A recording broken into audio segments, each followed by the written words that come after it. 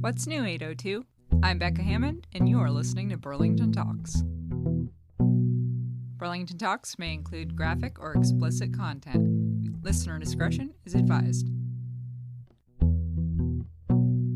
Today I'm talking with Jason Baker, a singer and songwriter from Burlington, Vermont.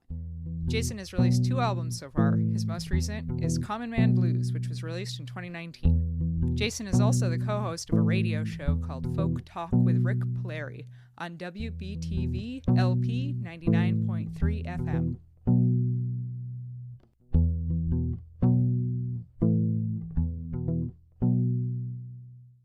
Jason, thank you so much for being on the show today. Do you want to tell me a little bit about yourself? Well, thank you for having me, Becca. Well, I live in Burlington with my wife and 2 daughters. I work as an IT technician during the day, and I am a songwriter as well as a performer. And I started writing songs in about 3 years ago, is when I started writing songs, and I started performing just under 2 years ago as a solo artist. So were you playing guitar when you started songwriting? Well, I played guitar since I was 14, and I was in bands, your average rock band type thing where you try and write songs, and we were terrible. No one told us, though, so one of the things no one told us when you're 19, it's okay to be terrible. And because you'll get better if you just keep at it. The song, I was pretty handy with music, but lyrics really were difficult for us, and that's what really made our songs terrible, was our lyrics were awful. We had a pretty good sound, but it wasn't going to hold together because there was nothing special there in the songs, and that's it comes down to the songwriting itself. And so at that time, I just felt, okay, I'm a guy who can play the guitar, and so I'll do that. And I over the years, I worked with songwriters who had a connection to what they were doing. They had that connection to their emotions in their brain all worked out. And they had songs and they had the material. So I worked with a fellow named Ambrose Liu on a project called 10 Stations. And that was back at Rutgers University when I was attending college there. And he's later gone on to lead a band called Haas, and they're out of New Jersey. And he's a fantastic songwriter. And I also, in Vermont here, after I moved to Vermont about 25 years ago, I also worked with a fellow named Guy Henderson, who's a local songwriter and musician, who's an amazing musician, classically trained, very prolific songwriter, writes in a variety of different styles, and can play almost anything on the piano or guitar. He's an amazing guy. And those were folks I worked with. Working with Guy gave me, in a sense that, and working with both of those people gave me a sense that songwriting is something that can be done, but it's an arcane sort of science, if you will.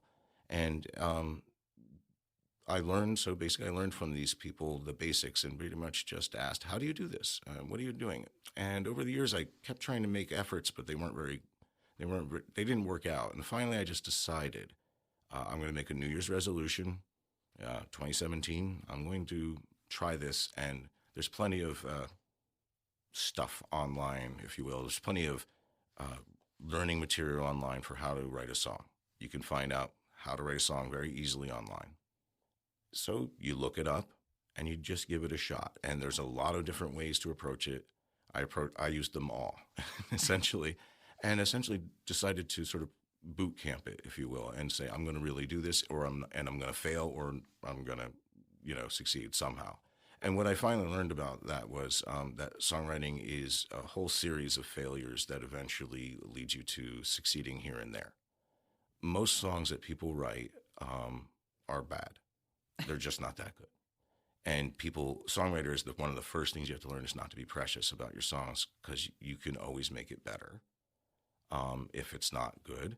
And you can always, you have to at least try, let's put it that way. And you can always just leave it to the side and move on to the next thing. Some songs just, they're done. You've learned something from it. You might salvage it for parts, but it just may go away.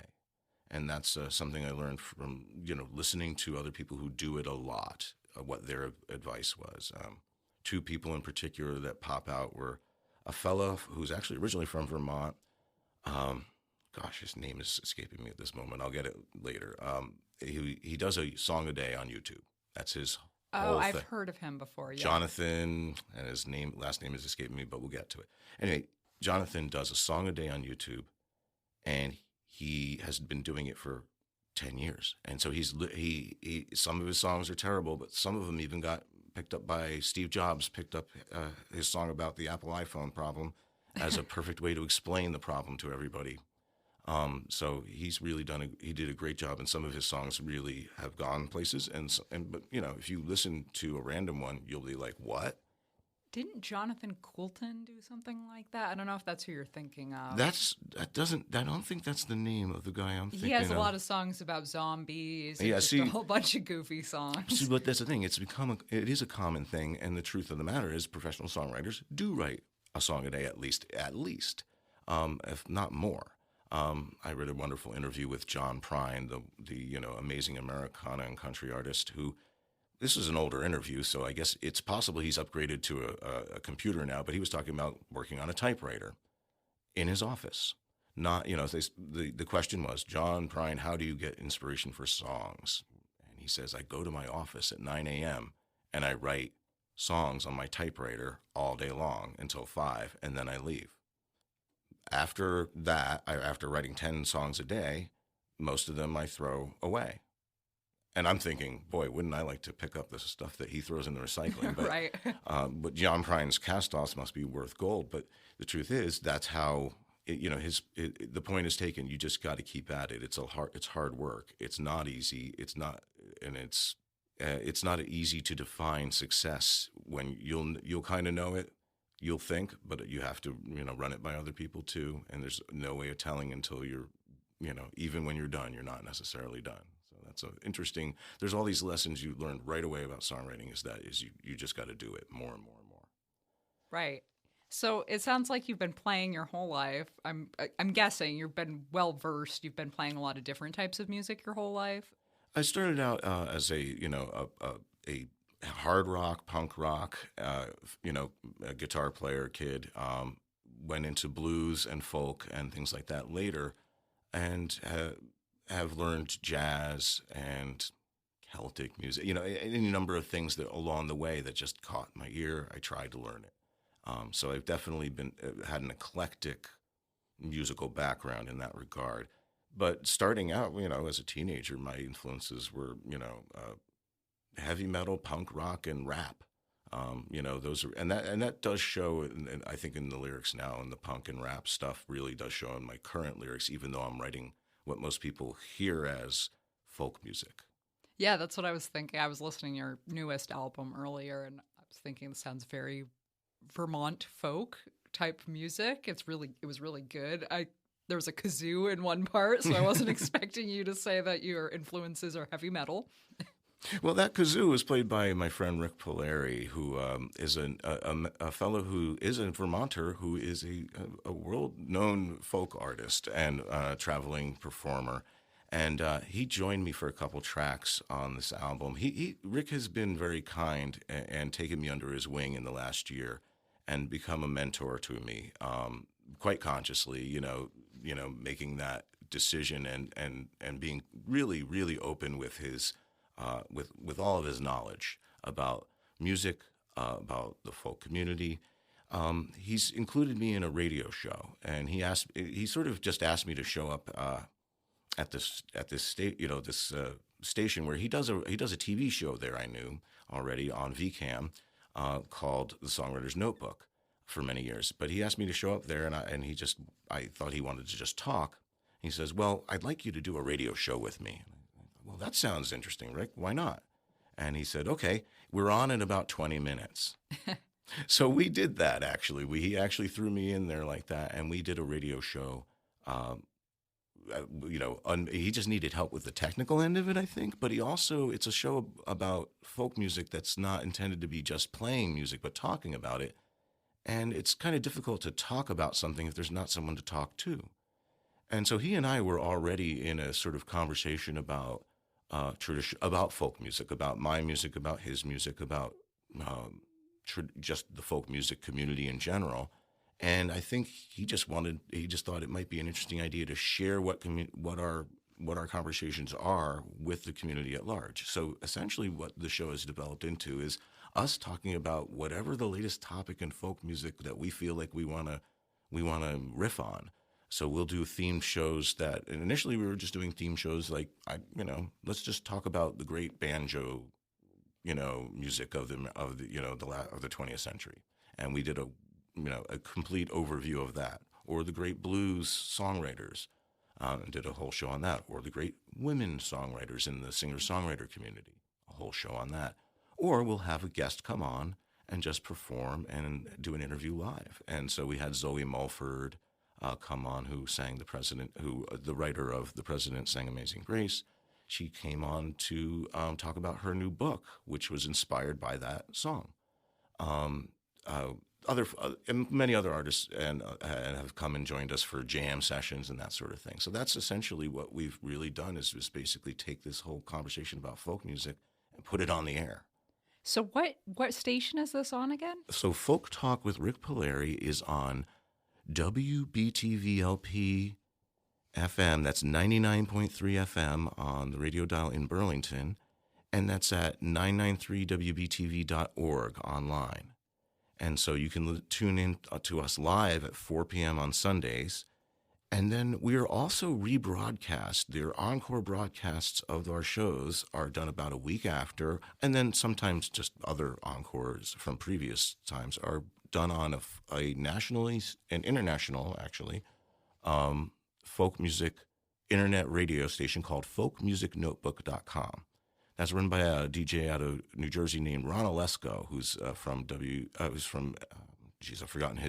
forget history. He's a very well-known folk DJ from New Jersey. He runs folkmusicnotebook.com, and we are very proud to be included among his roster of programs that he presents from all over the country and all over the world. We do our show locally here, but it reaches everybody, and so we've actually had stuff from Vermont, be heard around the world, which is really great. That's really been cool. Yeah, that's wonderful to hear about. So do you want to tell me a little bit about your upcoming project with Rick? So Rick and I, in addition to doing the radio show, have talked about playing music together, and we've jammed a little. He did join me at a gig at the Double E once.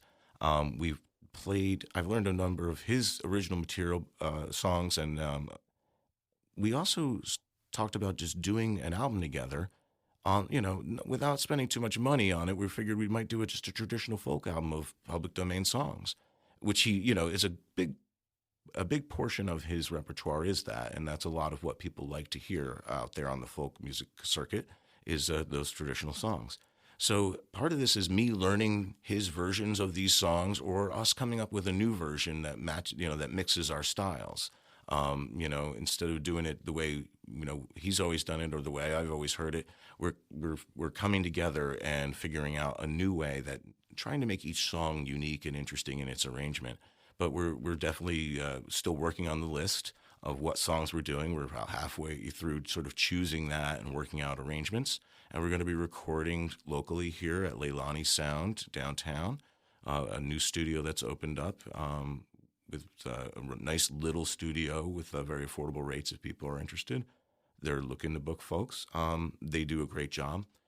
That's where I recorded about half of my album, Common Man Blues. And Rick did join me on Common Man Blues on the kazoo and on the banjo-lele on that track that you heard with the kazoo. That song is about old-time music itself. It's about folk music. So we went for a jug band style sort of mix of things. There's finger-picked guitar, banjo-lele, which is a banjo ukulele, which is essentially ukulele with a resonator, and then the kazoo. Our friend Janice Rosati, another local singer-songwriter, joined us on vocals. Okay. And a whistling solo, I believe, on that track as well. That's our most produced track there. We Don't Know Any Better is the name of that one. And they have both also joined me for a song called Let's Fight the Sun, which was just a fun sort of tongue-in-cheek, that was a good song. ironic song. Yeah, they're very good. I really enjoyed that album. It sounds really clean. It's funny that you say they're not overly produced because it does sound really clean, like it is very well produced. So congratulations. Well, thank you. I had great luck and support. So one is Leilani Sound, as I mentioned. We got to work there for about half the album. The other half of the album, well, a couple songs I did. They are home recorded, and so I managed to squeeze those in, but they were simpler tracks. The rest of it was recorded at Robot Dog Studios out in Williston, and they do a magnificent job. And that was due to Tim Lewis, who is a local radio DJ and blogger who does a lot of stuff with the local music scene, covers all that. He had me on his radio show like he does every week. He brings people out to Robot Dog, and they do a live performance. So half of that album is simply a live performance from Robot Dog, actually individual tracks selected from that. Their quality was so good that, and my performance was credible enough that I was able to use those as the tracks on my album. So that, just to send a shout out to Tim Lewis and to Robot Dog Studios, I wouldn't have been able to make my album without them. Yeah, that sounds so great. I'm impressed that it was live recordings. That sounds fantastic. Well, I actually think that that's the best way still to get a really, honestly, a really great recording is to get capture something live if you can, with the spirit of it.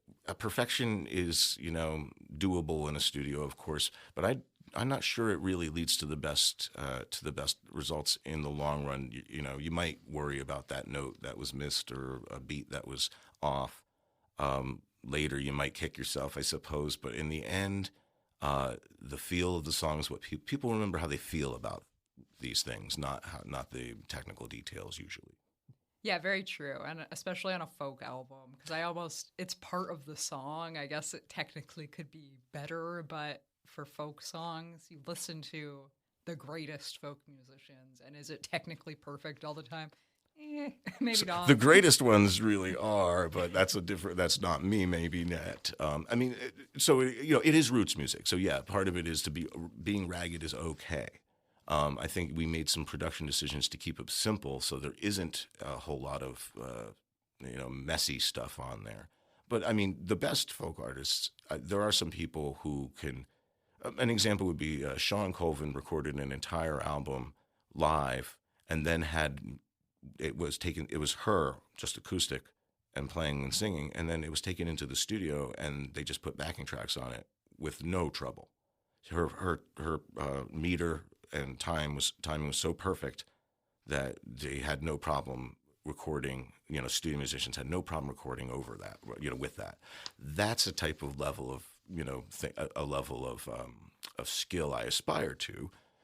But again, I think a lot of people just remember how something makes you feel. And so this album was also, I will say, I wish I did have more time, honestly. I learned something each time I do one of these albums. This is my second album. The first time I learned edit yourself more. I did 22 songs on my first online album. It's just too much, really, for anyone to really, unless you're really into it, you're really not going to absorb all that.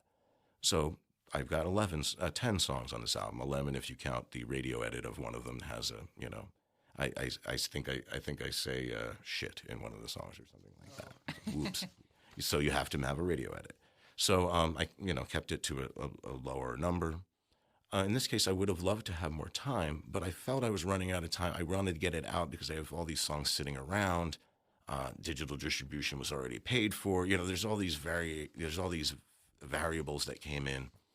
And I had expected to put this album, Common Man Blues, out much earlier in the year, right after I had done the recordings at Robot Dog. I was raring to go.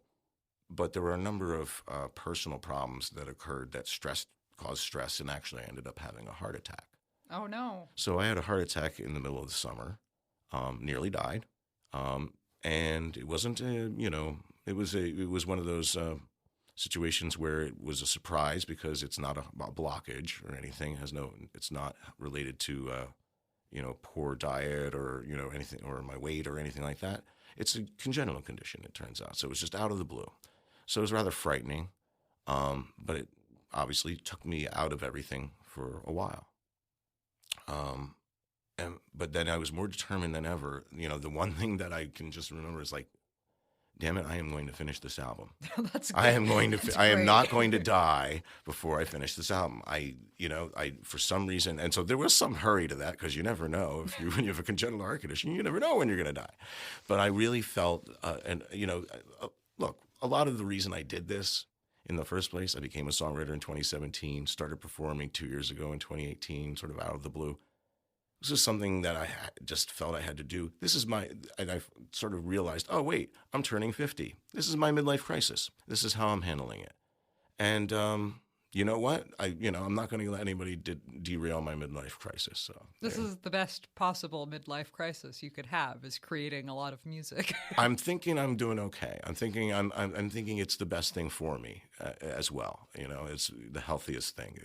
Yeah, I'm so happy that you're okay, for one, and also that you're creating all of this and that this is your passion and you want to produce music for everyone. It's incredible that you've created 2 albums since 2017. You say you want more, you want to keep doing more and producing more, but I've got to tell you, that's incredible. Well, it's funny that you say that. I have gotten a lot of comments from people that, in the songwriting communities I've joined that they're surprised at how many songs I write. And I'm sort of like, man, how can you not? Like, it's just so, it just pours out of me. I don't do a song a day anymore because that's actually, with a regular day job and kids and stuff, that actually nearly did kill me after doing it for a month. It was really, really hard. I really felt I was really tired. That did not cause the heart attack, by the way, just to be clear. It was there was other factors involved with that, but the main thing that I got out of this was I was already determined, like that I had already determined that I was catching up for lost time in some ways by 'cause 25 years I didn't really do any of this when I could have been. I then also think, well, maybe it wouldn't have been the same. I wouldn't have had to say the same things. Maybe it wouldn't have been as good at all. And so, I just accepted that this is when I'm doing it. This is what I'm doing. After the heart attack, I realized that there is some element of okay, this is sort of what I feel I really truly am going to contribute to the world, as opposed to, I am proud of raising 2 children and that sort of thing. But I think at a certain point, there is a question is like, well, you work your whole life, and what did you leave behind to the rest of the world? And so maybe that's why the choices I made for this, for this particular performer identity I have are mostly political songs, topical songs. I write other stuff. I write love songs, but you're not going to really hear most of them on my albums because they just don't feel comfortable singing them. I feel that they're songs maybe I've written for other people. Right. And I do write, and just in case anybody needs a song out there, I write songs to order. If you have a song you need, I'll write it. And if you need love songs, let me know. I've got a few sitting around.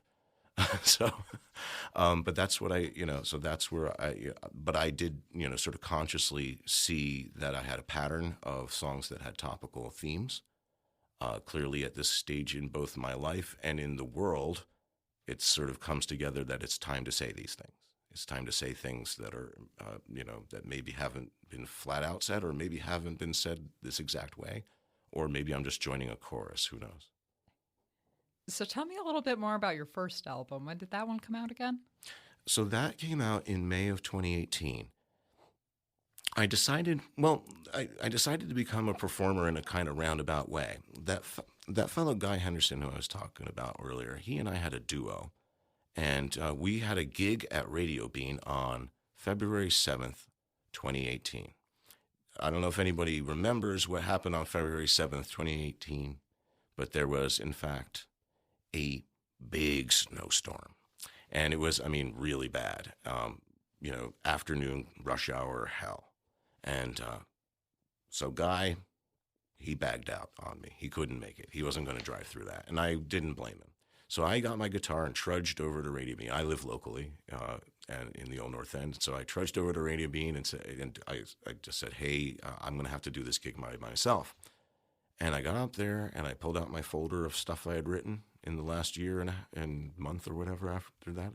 And I just pounded right through it. And the audience had a good time. There was actually people there. I had a good time, and at the end of it, I said something. I caught myself saying something, which was, "Hey, thanks. I haven't done this in 25 years." And I realized I hadn't been on a stage by myself with a guitar singing anything, and I had never sung an original song before that night on stage at all. I don't think. I think I had done covers or whatever, Right. Coffee House or something like that. But I realized I hadn't done anything like that in 25 years. And when I realized how much fun I had, that's the night I made the decision to be a solo artist. I'm like, okay, I am going to release these things. And a bunch of them had already been recorded as work tapes, if you will. Yep. I pounded through a few more that next month or two. And then in May, I released online only America Dreams. And that's 22 songs, which I laugh at now because it's just so many. It really is. That's so many songs. And it's funny. That's my edited list of songs from that year. Of that song, that first year, I had written 90 songs. Wow. I would say, and I would say out of that, 60 to 65 were ones I would have. I was like, thumbs up. I liked them. There was, I still have a bunch of those original songs in a file I call Meh, the Meh file. They're just not that great.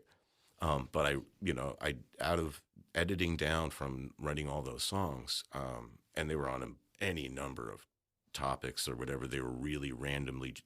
Many of those were created from randomly generated words, just randomly generated titles and things like that. That mixed two words together and I would just write down combination after combination until something caught my eye. So that's how I ended up writing so many of them. At that point, though, I realized I got to pick a direction here. I can't just, it can't be willy-nilly jazz songs and love songs and this and that. So I've realized that there was a theme of songs that had topical themes, if you will, political overtones, things to say about the current events, or the current conditions in the United States and the world. I mainly chose those for that album. At the same time, I was still trying to think, geez, it can't be all just dreary political songs. There's got to be. So I picked a couple of things that I thought that I just loved them as songs, and that had more personal or just whimsical ideas behind them. So, although now I look back and it's like, well, what was I thinking there? I'm not sure why I did that. Some of the songs, there's a song on there. It's just a crazy mix of rap lyrics over country, over, Appalachian style, music. And it's my idea of a party song. That sounds amazing. Which one is it? That's called Old Time Breakdown. And it's just kind of, it originally started as that's the thing, a lot of my stuff starts as rap songs or country songs. And then I try and disguise them some way so they're not so plain. And that was a, if you look at it, if you looked at the lyrics, you could easily see how it would be rapped. I do it in a very fast, over a very fast finger-picked guitar thing, which gives it a more of a country and Appalachian sort of feel. It's sort of, it's got a groove. I'll just say that works fine. But the thing is, there's not really any political lyrics content to it. It doesn't fit the brand necessarily, but it was, I chose it with the notion of, well, people need a break. So I do still have it. It's there, and I will include it live if the feeling calls for it. If it's, we need something lighter and more lighter and something not so slow. So if everybody's been doing dirges, it's probably time to pull out a faster song. Right. That's one of the. Sometimes you just try and read the audience and think, I don't want to put everybody to sleep here. And people do like up-tempo numbers. They just do. Yep. People that's a kind of a general universal. People like toe tappers. There's no. Oh yeah. People like to dance. There's no way around. Just advice for musicians. Your waltz, your heartfelt waltz is lovely, but waltzes have been out of fashion for about 50 years, and people like up tempo numbers. So yeah. Yep. So do you normally write your lyrics first and then come up with the music after? In the first, when I first started doing this in 2017, that was, the focus because lyrics were the hard part for me. Okay. So digging in and figuring out methodologies to really be able to do that was very important to me personally. And I did. And I think one of those things that you do is you suspend the music and a lot of the editing that goes on in your head to try and just get to the words and the meaning more. You're still choosing stuff like meter and rhyme scheme as you go. Sort of that's always in the back of your head. That's always there. But for the most part, a lot of it was turning that other stuff off or editing off until you go back and say, oh, well, that was a cheap line. I cheated there to get a easy rhyme, and let me think of something better. So that usually it does start with the words, and then I will try and come up with something. I'll either have an idea in mind already because of the rhythm of the words, or I'll think, okay, I need something different here than the usual, and I'll actually consciously try and just say what could fit here that isn't that isn't just three chords or whatever. At the same time, as a guy has a lot more experience just generating melodies in music as a solo guitar soloist, if you will, to play lead guitar, all the time you're asked to come up with melody and variation all the time. So it's really easy for me, and so I try and approach it from that end as well, either coming at it with a complete melody, which actually I've only really successfully done with other people's melodies, I think, in reality. I've been able to do with my friend Guy. He provided me with a couple songs that had complete music but no words, and I've been able to come up with words to them, which we tweak to fit. But a number of songs on Common Man Blues were written music first, and the groove or the progression came first, and then I wanted to come up with words that fit the feeling of that as best I could. So, I mean, in a couple cases, it really required a lot of rewriting.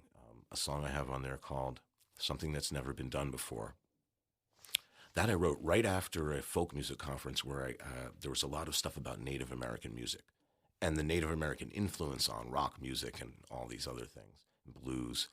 And specifically, there was this one spot where Buffy St. Marie is talking about Charlie Patton, I think it is a blues guy who's really, in fact, a Native American guy, not a black guy, really. But, everybody assumes, he's a person of color, so he must be a black, African American. But in fact, he was a Cherokee.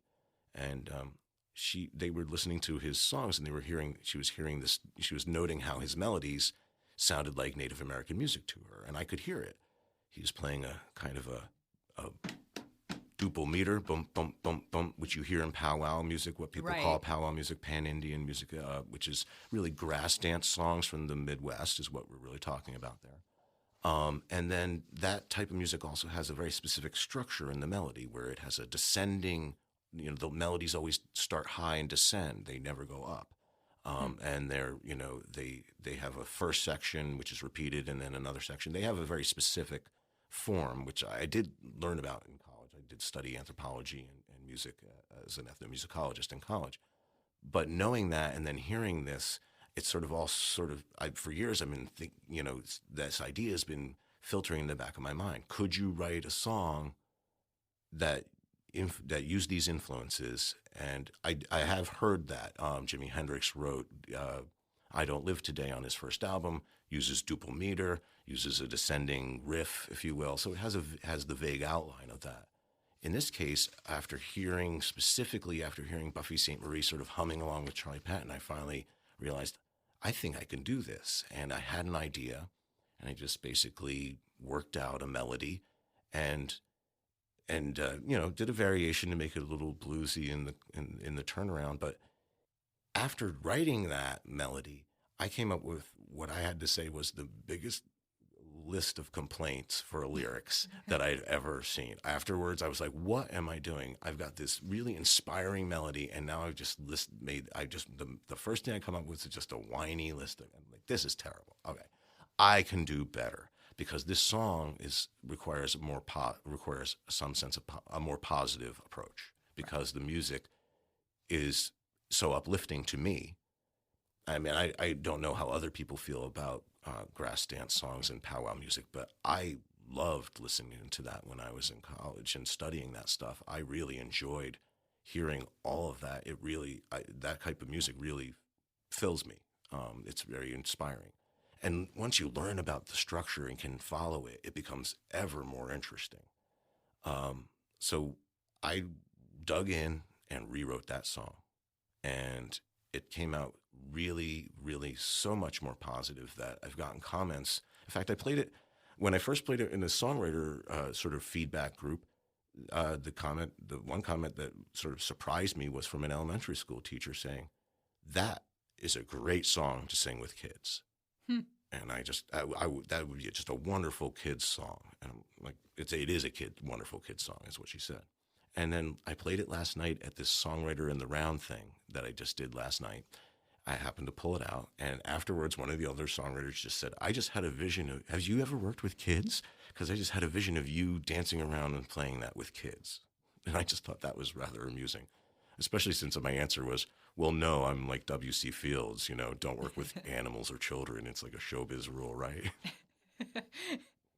Oh, that's funny. That's funny that two different people recognize that in the same song. Well, I think it shows that the song has a positive innocence to it that I was aiming at, and I feel very proud of that. The fact that it achieved what I was aiming, at least well enough for a couple people. Even I mean, to me, not everybody in the world's going to like my music. If somebody says it touched them, that's a huge win for me. That's everything I could ask for. If anybody ever covers one of my songs, I'll probably die from happiness. That'll be it. That's so awesome.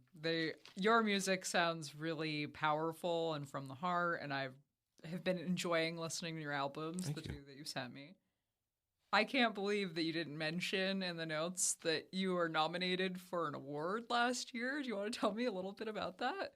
Well, it was a bit. It was kind of out of the blue, and so I actually have no idea how I got nominated. But the New England Music Awards every year has a variety of categories: best this, best that, best country band, best whatever in New England, and they have best in state awards for each state in New England, and I was on the list somehow of nominees for best in Vermont. Along with several bands who, of course, it's hard to compete with a band, but I was really surprised by that, and so that was really cool. And I didn't win, but it was very nice to be nominated. And again, it was a real sort of surprise because at that point, Common Man Blues wasn't out. I only had my sprawling album of 22. Songs online and no physical product to show at shows or anything like that. So I'm not sure who nominated me. I'm not sure how it happened, but I'm very grateful to whoever did, and it was quite humbling, actually. I'm writing my next 2 albums now. Actually, I've got, and I say 2 because there's clearly a musical coming about Burlington. Oh, awesome. That I've about half written, which I'm not sure what I'm going to do with that. If anyone's interested in doing a musical, get in touch. That is fantastic. I hope someone wants to make a show out of it. Yeah, it's about the political situation in Burlington. So, is the Hole in it? The Hole the Hole doesn't have its own song yet, but the concept is there. Yes, it's funny. I've got the bookends for everything. A lot of things and a couple of the key character songs, but so there's that. But I'm also just writing, my regular stuff that I, just based on current events and stuff, which is what I do. Some of my songs, are literally, I looked at the news that day, and that's what you hear. There's a song on Common Man Blues called "Right or Wrong," and I like to introduce it live and say, this is the song that I wrote from watching the news. I watched the news one day, and it might have been yesterday, or it might be tomorrow. That's what I say, because you never know. All the news is similar, and that's one of the problems. There's there's a war theoretically possibly happening, maybe not, who knows? So I realized, you know what, I haven't really dealt with an anti-war song head on, so I'm starting to write that. So whatever comes up, that's what I'm going to try and write about. I think there's not, unfortunately, there's no shortage for a topical songwriter these days of serious subjects to tackle. So I'm sure I will be busy writing, and so that I'll be writing my new stuff. I'll be recording a folk album with Rick Polari. But one of the things about all of this is that when I started this whole journey of songwriting, I was doing it mostly alone with maybe one or two people like Guy Henderson or maybe one or other people to bounce stuff off of. And was after looking around to try and find some community, it turns out there's just a lot of songwriter community out there, and it's there for the having if you want it. So if people are looking for communities, they're out there. There's a group that reached out. They reached out on Craigslist or something, saying, "Hey, we meet every month and we do songwriter feedback. If you want to come on by." And they listed the meeting time, so I went. It turns out this is a group that has been meeting for over 25 years. Oh, wow. They call themselves just Burlington Songwriters. And interestingly, it turns out that Rick Polari, my friend, was one of the founding members. And he had, back in the day when it was it was associated with something called Burlington Coffee House, which was run by a guy named Jeff Miller, another one of the founders. And the main person who was Rick, Jeff, and this other person was Rachel Bissix, who was a singer-songwriter who sadly passed away from cancer a number of years ago. But she was a real key figure in founding of this group, of this songwriter feedback group. They did the monthly open mics in front of their Burlington Coffee House, where they would bring, I think the Ripton Community Coffee House does this model now, where you bring a known act in who can draw a crowd, and then local folks will sign up to perform in front of that. That was the format back then. And that's been discontinued. I don't know when that stopped happening. I think it's just expensive to do. But the songwriter feedback and support meetings have always continued. And so I joined that community and really have become sort of part of it. There's a fellow who's really clearly the de facto leader. No one's voted leader, but he clearly is the guy who does the most. His name's Ron Lawrence. And he's a songwriter with a band called Jericho Road Crew, and they're a fine little group. He works a lot to just support other songwriters, and I've tried to help him out as much as I can on the technical end, Facebook stuff, that kind of thing. We've worked together to book shows at the Double E over the past year. We've handed that off to Denny Bean, another songwriter now. We're trying to give everybody in the group opportunities to learn how to do different parts of the showbiz sort of thing, if you will. How to do the sound, how to do the booking, how to do the promoting, in addition to how to perform as well. And all of that is part of being a songwriter or performer, as well as the songwriting. However, the songwriting workshops, which are once a month, are really still just bring your songs in progress or the stuff you think is done, show it to people, get feedback in a kind way. It's a safe space. Everybody is welcome. You can check us out on Facebook. Just look for Burlington Songwriters, and you'll find our monthly meetings on our Facebook page on the events. We do make events on Facebook, and that community is something that's really been special to me.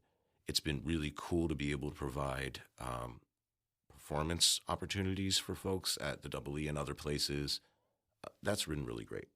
Interestingly, shortly after discovering the Burlington Songwriters monthly group, I discovered there's another songwriters workshop that meets monthly in Burlington, and that nobody in either group knew anything about the other group, except for me, it turned out. So I went to this other one, and this other one is associated with the Burlington Writers Workshop, who It's held at their offices on Main Street, downtown, and it is run by a fellow named Seth Cronin, a wonderful musician and a very generous fellow who is generous with his time and his advice at the workshop, especially.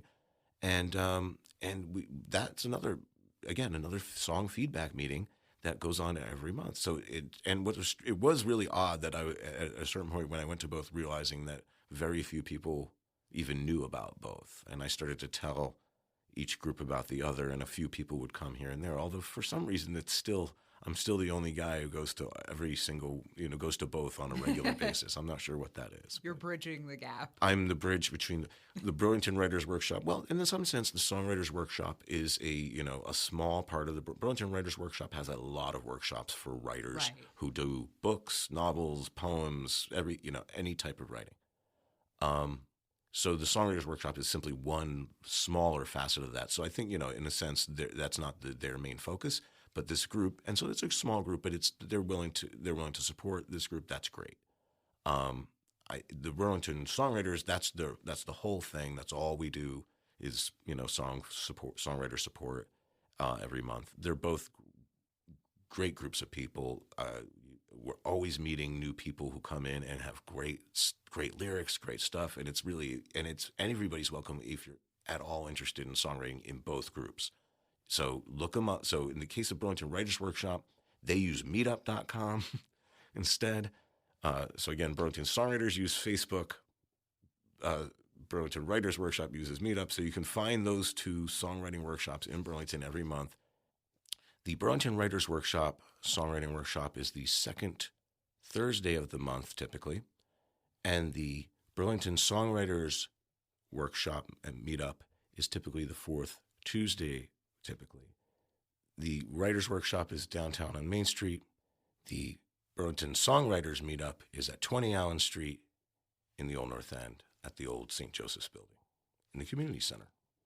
I'm sure there's loads of people who'd be interested in hearing about those because there's so many different writers and musicians in the area. Well, musicians, if you're not a writer and you want to just work with songwriters, please come by. We're always we're always trying to form a house band, if you will. And so everybody's always, looking for people to accompany them. If you're interested in who's writing the latest stuff, come. If you're a person with just some lyrics and you want to figure out how to turn them into a song, please come. If you have no idea how to write a song but want to learn, come. Even if you don't play an instrument, come and join us. We can, songwriting is something that is not intuitive, but it can be. But it's not something you can. It's not something intuitive, but it is something that is not impossible. People shouldn't feel intimidated by it. That's the final thing I finally learned is I was just intimidated to do it all these years, and that was a mistake on my part. So do you have any upcoming shows, Jason? Depends on when this is airing. So this will air on Tuesday, the 21st. Okay. So I have a show coming up at the Double E on the 29th of January, and I'll be having some friends join me on stage. It'll be mostly me doing my album Common Man Blues, but then I'll have some friends join me on stage to do some other stuff, and it should be fun. I'm also going to be doing a show at Radio Bean on February 7th for the anniversary of my original solo show 2 years ago, celebrating when there was a snowstorm and I had to do it on my own. But yeah, celebrating 2 years as a solo performer on February 7th at the Bean. Awesome. Great to hear. Thank you so much, Jason, for being on the show.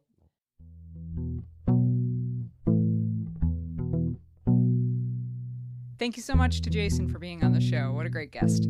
Check out the show notes page at burlingtontalks.com/09. Thank you so much for listening to the end of the show. Tell your friends and family about it. Check me out on Facebook and on Instagram at Burlington Talks. If you know someone who should be interviewed, let me know through social media or contact me on the link on the website, burlingtontalks.com. Have a great day. And that's what's new in the 802.